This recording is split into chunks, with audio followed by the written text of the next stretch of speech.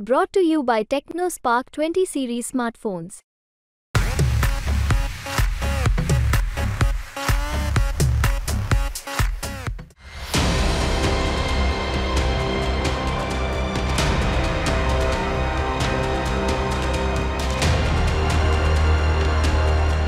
पुण्याच्या कल्याणीनगरमध्ये झालेल्या घटनेचे पडसाद राज्यभर उमटलेत। या प्रकरणात रोज नवीन खुलासे समोर येत आहेत। 19 मेला एका बड्या बिल्डरच्या मुलानं कल्याणीनगरमध्ये मद्यधुंद अवस्थेत पोर्श कारनं दोघांना उडवलं।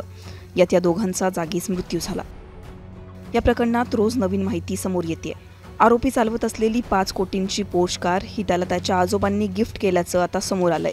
सुरेंद्र अग्रवाल यांचे मित्र अमन वाधवा यांनी ही माहिती इंडिया टुडे टीव्हीशी बोलताना दिली आहे। वाढदिवसाचं गिफ्ट म्हणून ही महागडी पोर्श कार नातवाला आजोबा सुरेंद्र अग्रवाल यांनी दिली होती, असा खुलासा त्यांच्या मित्रानं केलाय। मुलाचे आजोबा म्हणजे सुरेंद्र अग्रवाल यांनी 2 महिन्यांपूर्वी एका व्हॉट्सअप ग्रुपवर कारचा फोटो टाकत ही अलिशान कार माझ्या नातवाला वाढदिवसाचं गिफ्ट असल्याचं म्हटलं होतं, अशी माहिती अमन वाधवा यांनी दिली आहे।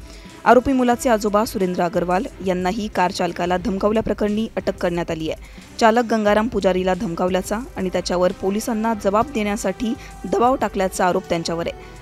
दरम्यान या प्रकरणात आता रोज नवीन माहिती समोर येत असताना हे अपघात प्रकरण आता पुढे काय वळण घेतं हे पाहणं महत्त्वाचं असणार आहे।